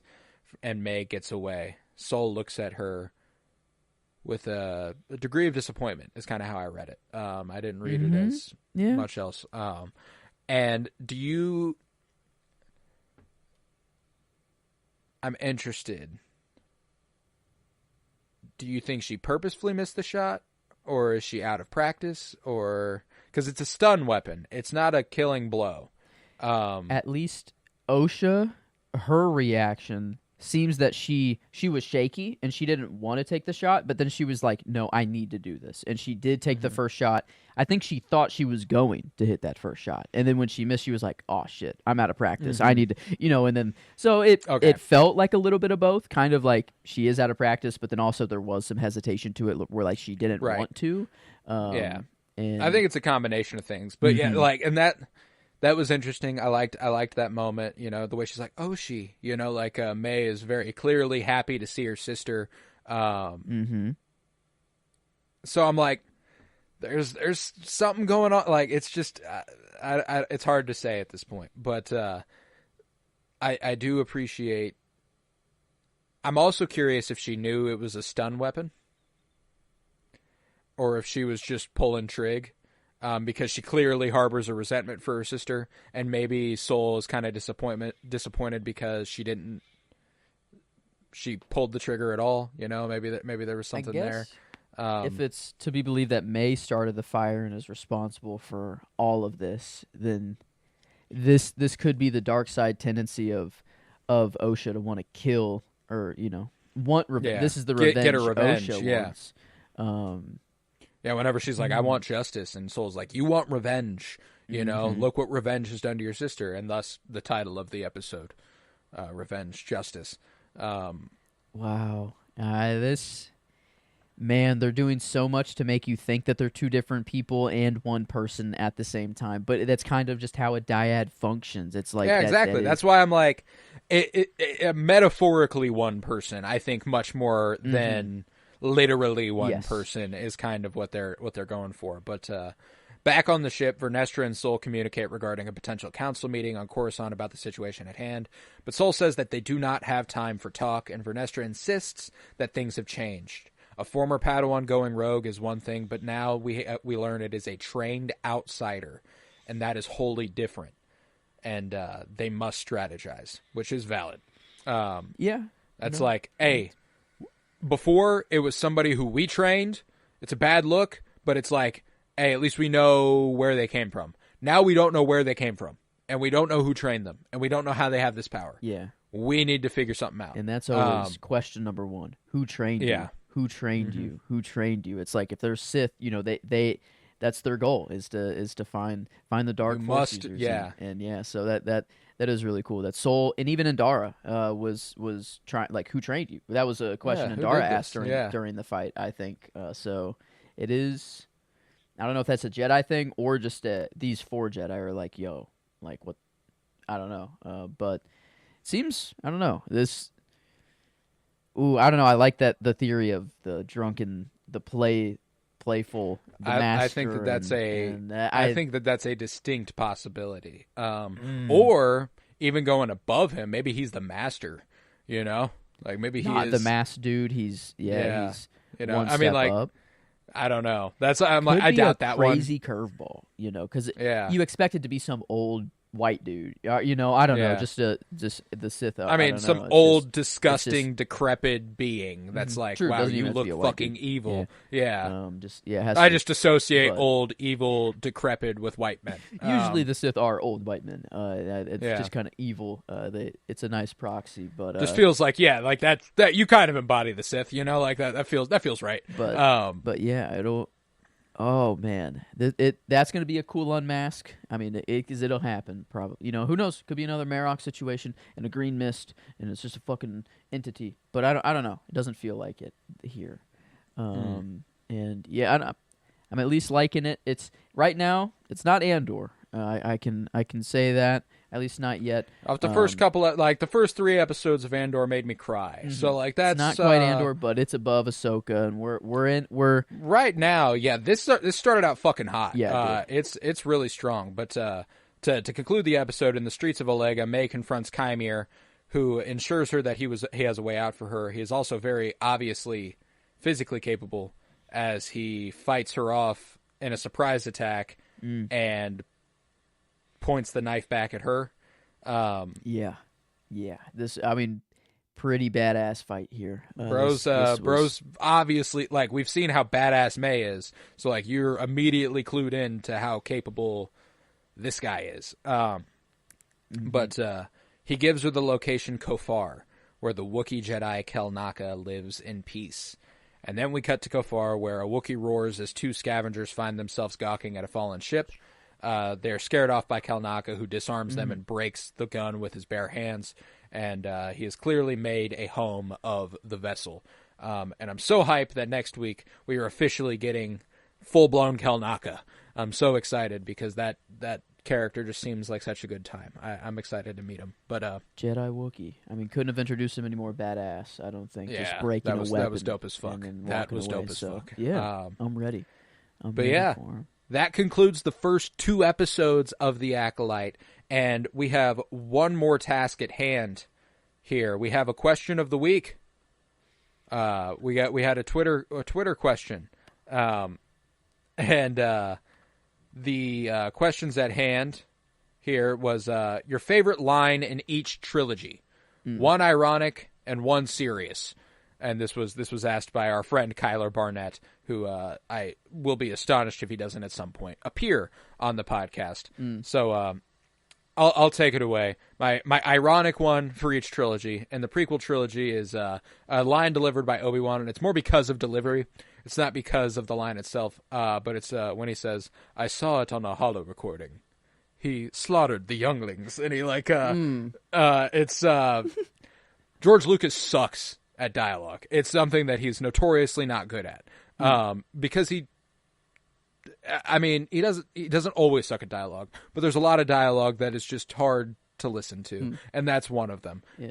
Prequel, I'm taking Jar Jar for an ironic line. Just any "Excuse me" is my favorite kind of go-to Jar Jar prequel line there. Ironic. Me Sebastian with happiness to see you. Come on. Yeah, that's anything Jar Jar says is just inherently amazing to me. Yeah. But, okay. But my actual favorite line of the prequel trilogy is probably going to be a Padme line at the end. It's a little sad, but "This is how liberty dies," with thunderous applause. That's just a really good line. And just for a character who gets so little to work with a lot of the time in Padme, I feel like that was actually like finally she got something good in there. You were my brother, Anakin. That's my favorite of the whole sequence. The Revenge of the Sith, the lines that everyone knows. I mean, I'll probably go with that. Just conversation there if I had to pick one. But my line out of that is, "You were my brother, Anakin." I love just Ewan McGregor's delivery of that one. But it's wonderful. It's wonderful. But original trilogy, the ironic one was really easy. Is it the same? Probably. Yeah. I was going to go down to Toshi Station to pick up some power converters. All of my ironic ones are more because of delivery than they are the line itself. And that is just an outstanding introduction delivery to Luke. I thought that one was hysterical. And that was the same for you? Yeah, I mean, it's the one line that comes to mind for ironic and joke. I don't know. It's the one Luke line that I guess I hear first over anything, which is kind of sad. But yeah, it's funny. But my serious one, however, is "Luminous beings are we, not this crude matter." I've always loved that quote. It's always been one of my favorites. It's my Twitter bio. Pretty goated. Yeah, I mean, it's hard to choose a better quote than that one. I don't know. The Yoda line that I go back to is just "There is another." I don't like. It's just a line of a lot of theories and a lot of speculation. I don't know, but the classic of "No, I'm your father." I love the Mandela effect of that one. That it's not Luke. Even I thought it was Luke. No, I am your father. No! That's another great delivery by Mark Hamill there. But then sequel trilogy, my ironic one is the Kylo Ren line because I love Adam Driver. And this one is actually not like a comedic. I mean, it's a very comedic delivery, but it's really impressively performed. It's in the conversation between him and Luke on Crate when they're about to have a standoff. And Luke goes, "I failed you, Ben. I'm sorry." And like immediately off of that, Kylo goes, "I'm sure you are." And it's just so funny because he's just being such a child as prissy, he just, is. Yeah, I'm sure you are. And it's so funny to me every time I watch that movie. It cracks me the fuck up. So that's my ironic line for the sequels. I guess. I don't know. Mine is it comes from Kylo as well. It's just when he's standing up in the AT-AT, or I don't know, souped up AT-AT. They're all shooting Luke, and just the more. I don't know. I do. That is. I do love. Do you think you got him? Yeah, that's a great one. But my actual favorite line of the sequel trilogy is one that I think people give a hard time unfairly. That's how we win, not fighting what we hate, saving what we love. And a lot of people take that and are like, "Are you no, you have you hate the Empire, fight the Empire." But that's not the point. Like it's what you're fighting for. You know what you're fighting against, but you have to be fighting for something. And if you are fighting for the people you love against the thing you hate, not just fighting the thing you hate. It's like the Jedi. It's compassion. It's basic compassion. You know, we can't just act on hate. There must be a basis, a motivation for what we're fighting for. And I love that line from Rose Tico. And both my lines coming from Crate and The Last Jedi for the sequel trilogy, but that's my favorite sequel movie. Okay. So I'll take a stance in a line that I used to hate, the Star Wars fan I used to be, and I'm glad I'm no longer. I'll choose Rey naming herself a Skywalker at the end. I think love that. I've come around on that. I used to be in that group of being like, it felt weird at first, but now no. Skywalker. Yeah, no, that's a great moment. That's a great moment. And yeah, it feels good now. I don't know. No hatred for Star Wars for me now, even in the sequels where there used to be some. So I don't know, maybe. Oh, dude, I love it. But yeah, so. Thanks, Kyler. Those are our answers for your question this week. And hey, The Acolyte. The first 2 episodes were so strong. We loved them intensely. We cannot wait to be back in your ears next Wednesday for Season 1, Episode 3. I'm very excited for that. You do have the opportunity to watch this podcast also if that's something you're into. You can look us up on YouTube. About to create the Fulcrum, a Star Wars podcast on YouTube. We'll have one video right now, and it'll be this one. So you ought to go check that out. You can follow on Twitter at the Fulcrum Pod. That is where you'll find us on Twitter, and that's socials right now. Obviously, we stem from the Penny Bloom podcast, so you can follow there. That's for any news regarding anything we might be doing. We also do a movie podcast, and currently that movie podcast is Cinema Surprise, and that begins this Friday with Tron Legacy. Joseph chose Tron Legacy for us, and we'll be discussing that this Friday on Cinema Surprise, so go check that out. And in the weeks to come on our flagship show, the Penny Bloom Podcast, Fire and Bloom is returning. We are also going to be covering House of the Dragon Season 2 alongside The Acolyte here on Fulcrum. So I'm very, very excited. House of the Dragon, Season 2 on Penny Bloom Pod, The Acolyte here on Fulcrum, a Star Wars podcast, and a bunch of movies on Cinema Surprise on Friday. So we're doing a lot of fun stuff. We would love for you to join us. Thank you so much for being here. I was Colton Robertson. I was joined by Joseph George. Thank you very much, homie. Oh, thank you for having me. It's always a pleasure to be here. Oh, and it's always a pleasure to have you. And remember, for light and life.